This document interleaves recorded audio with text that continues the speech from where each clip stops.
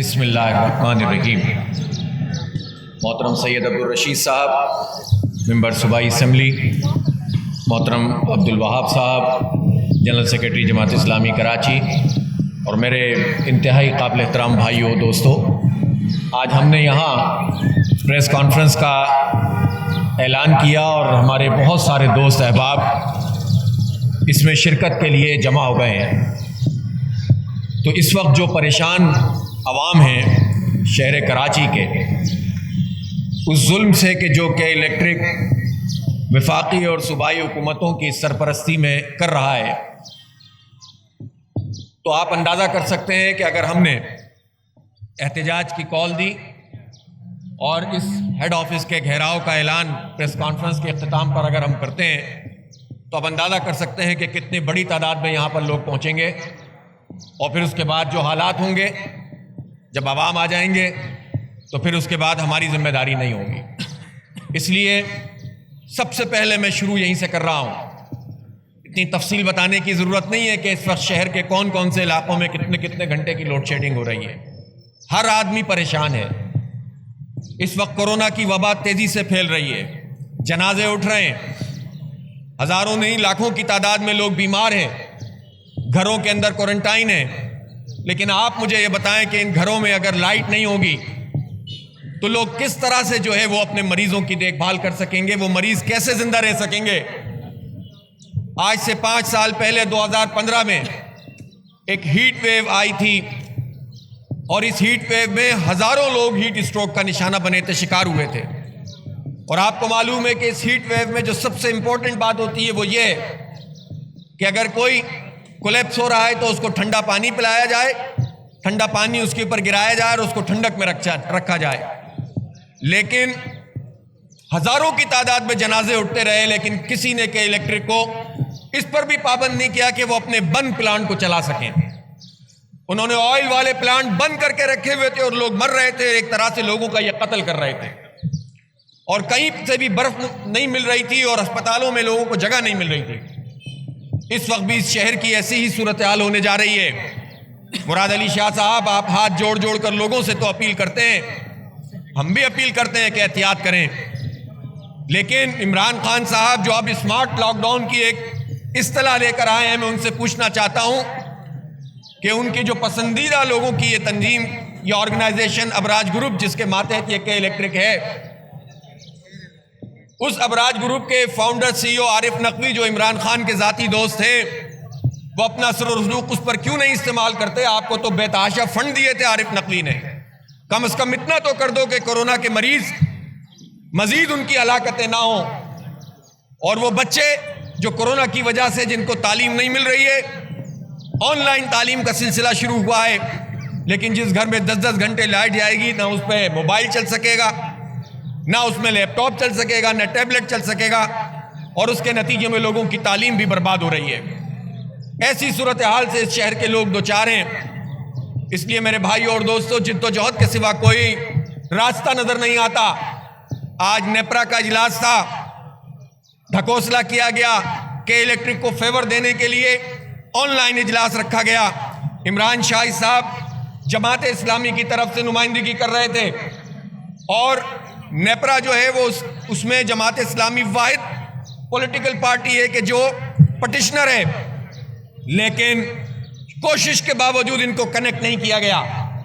ہمارا موقف سننے کے لیے نیپرا نے اپنا طریقہ اختیار کیا اور کہ الیکٹرک کو فیور دی گئی ہے، جس کی میں مذمت کرتا ہوں۔ میرے بھائیوں اور دوستوں اور میرے میڈیا کے ساتھیوں، آپ سے زیادہ کون سمجھ سکتا ہے کہ اس وقت شہر کی کیا صورتحال ہے؟ اس لیے ہم یہ بتا دینا چاہتے ہیں کہ یہ کہ الیکٹرک، جب یہ KESC کو پرائیویٹائز کیا گیا تھا تو 1.5 ارب روپے کی سبسڈی KESC کو 2005 میں دی جاتی تھی۔ اس وقت کا حکمران طبقہ، جس میں MQM اور مشرف صاحب کی حکومت تھی، ان لوگوں نے اس کو 16 ارب روپے میں کھمبوں کی قیمت کے برابر میں بیچ دیا تھا، اور کہتے تھے ہمیں 1.5 ارب روپے کی سبسڈی دینی پڑتی ہے۔ لیکن پھر ہر سال ہوا یہ پرائیویٹ کرنے کے بعد 2009 میں پیپلز پارٹی اور MQM نے دوبارہ اس کو بیچا ابراج گروپ کو، اور اس کے بعد سے لے کر اب تک یہ وقت بھی آیا کہ اس ادارے کو سالانہ 75 ارب روپے کی سبسڈی دی گئی۔ اور اس دفعہ تو کمال ہی ہو گیا، اور یہ ہوا کہ عمران خان کی دیانتدار پی ٹی آئی حکومت نے ایک طرف اسٹیل مل کو بند کرنے کا تو فیصلہ کر لیا، 9,500 ملازمین کو اس بنیاد پر نکالنے لگے اور فیصلہ کر لیا ہے کہ نکال دیں گے کہ یہ ان کے اوپر بوجھ ہیں، ان کی تنخواہیں ہم نہیں دے سکتے، اسٹیل مل نہیں چلائیں گے، تنخواہیں ان کو بوجھ لگتی ہیں۔ لیکن وہی ایماندار عمران خان مارچ 2020 میں اگلے سال کی 26 ارب روپے کی سبسڈی کے الیکٹرک کو دینے کے لیے تیار ہو گیا۔ ایڈوانس سبسڈی 26 ارب روپے کی انہوں نے دے دی ہے اس کو۔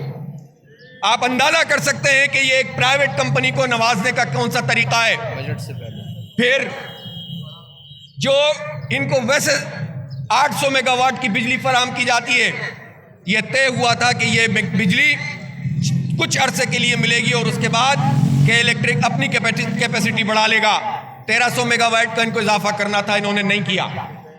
انہوں نے $361 ملین کی انویسٹمنٹ سسٹم کو ٹھیک کرنے کے لیے کرنی تھی، انہوں نے نہیں کی، بلکہ الٹے تانبے کے تاروں کو لے کر بیچ دیا اور ایلومینیم کے تار لگا دیے۔ میں غلط کہہ رہا ہوں تو مجھے بتائیں کہ یہ بات غلط ہے کیا؟ تانبے کے تار انہوں نے چوری نہیں کیے یا ہمارے کراچی کے اوپر ڈاکہ نہیں مارا؟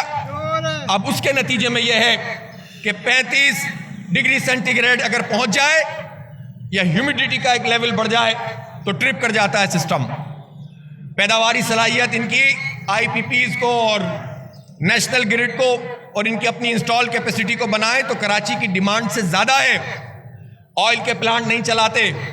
عجیب تماشا ہے کہ جب گیس کا مسئلہ پیدا ہوا تو اس وقت نون لیگ کی حکومت تھی، اس ہمام میں سبھی ایسے ہی ہیں، نون لیگ کی حکومت تھی، شاہد خاقان عباسی صاحب دوڑے آئے اور یہاں پر ان کو گیس فراہم کی گئی اور انہوں نے کہا کہ گیس نہیں ہے تو ہم پلانٹ کیسے چلائیں؟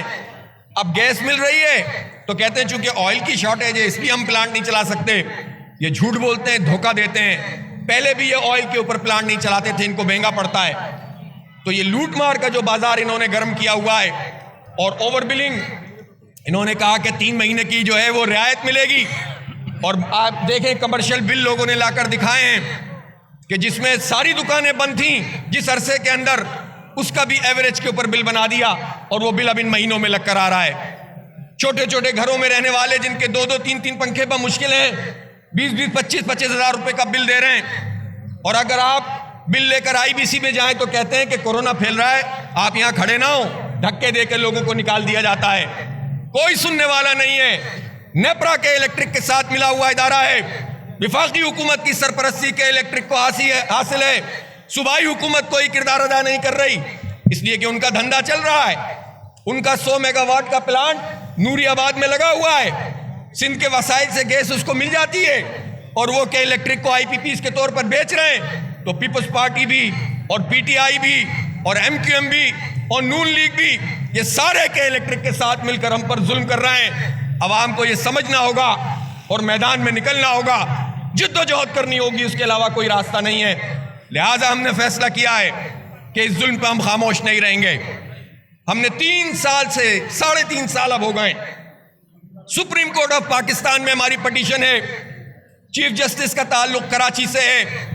میں جسٹس گلزار صاحب سے یہ گزارش کرتا ہوں کہ اس پٹیشن کو نکالیے، ہم مزید اس کے اندر اپڈیٹ کر کے آپ کو جو ہے وہ ایک نئی فریش پٹیشن بھی اب دائر کریں گے، اور آپ اس کے الیکٹرک کا لائسنس منسوخ کرنے کا فیصلہ کیجئے، فورینسک آڈٹ کیجئے، سارا دودھ کا دودھ پانی کا پانی سامنے آ جائے گا اور پتہ چل جائے گا کہ کون کھربوں روپے لوٹ کے یہاں سے لے جا رہا ہے اور کون اس میں ملا ہوا ہے۔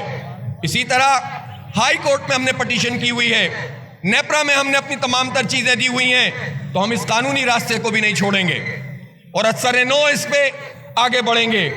اور دوسرا، کل سے انشاءاللہ پورے شہر میں مظاہروں کا ایک سلسلہ شروع ہوا کہ الیکٹرک کے خلاف۔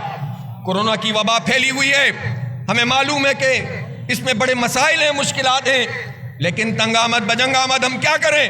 حکمرانوں کے کانوں پہ جوں نہیں رینگتی ہے۔